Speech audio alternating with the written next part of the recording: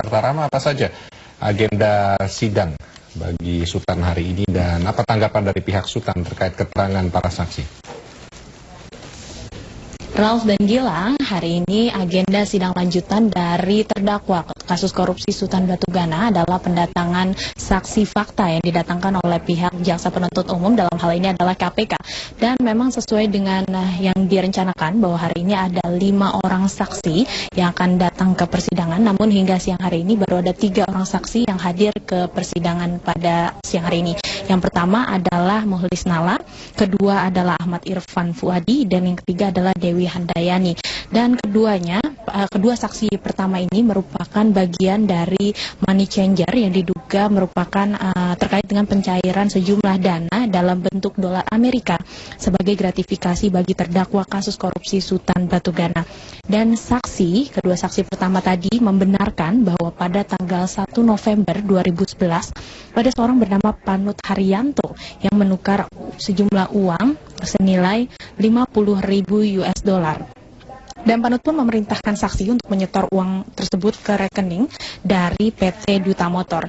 Dan diketahui memang berdasarkan dakwaan PT Duta Motor ini sebagai agen mobil tempat direktur dari PT Darat Rasindo Eltra memberi 1 unit mobil kepada terdakwa Sultan Batu Gana, dan diduga uang hasil penukaran dari falas tersebut digunakan untuk melunasi pembayaran mobil Alphard tersebut.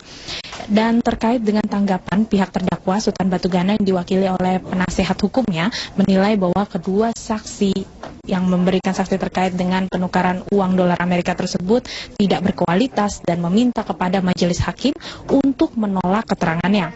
Hal ini karena selama memberikan keterangan kedua saksi mengaku tidak mengenal terdakwa dan tidak mengetahui detail terkait pihak-pihak yang terlibat. Selain itu, penasihat hukum pun menemukan adanya kelemahan prosedur pencairan dana dalam jumlah besar yang dilakukan oleh kedua pekerja dari PT Money Changer tersebut.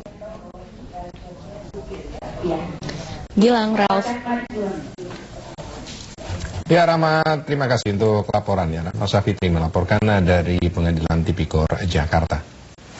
Ya, dan Metrosnya akan kembali sesaat lagi dengan sejumlah informasi lain untuk Anda di antaranya.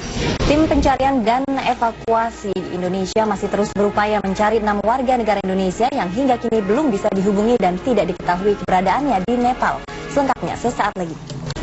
Keadaan memanas ketika beberapa demonstran mulai melempari batu dan botol kepada polisi yang sedang bertugas.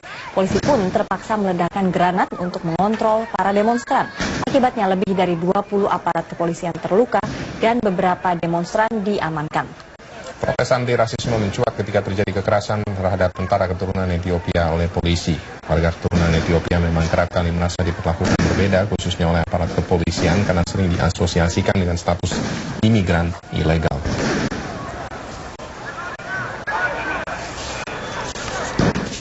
Dari Meksiko, pemimpin pemberontak Meksiko, Subkomandante Marcos, hari Sabtu waktu setempat tampil di muka umum untuk memberi penghormatan kepada seorang filsuf Spanyol yang selama ini mendukung perjuangan kaum pribumi Meksiko. Dalam acara yang digelar di Authentic, negara bagian Chiapas ini, Subkomandante Galeano atau biasa disebut Subkomandante Marcos tampil dengan mengenakan topeng. Dalam sambutannya, pemimpin pemberontak kiri Zapatista ini menyebut filsuf Spanyol Filoro Turanzo yang sering menyerukan pembelaan terhadap masyarakat Indian Meksiko sebagai seorang pejuang Zapatista.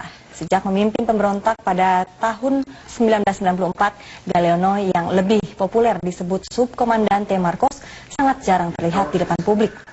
Selama ini kelompok Zapatista yang menjuluki diri mereka sebagai tentara pembebasan nasional mengklaim berjuang untuk memperjuangkan hak-hak penduduk pribumi Meksiko. Ya, spekulasi tentang nama yang akan diberikan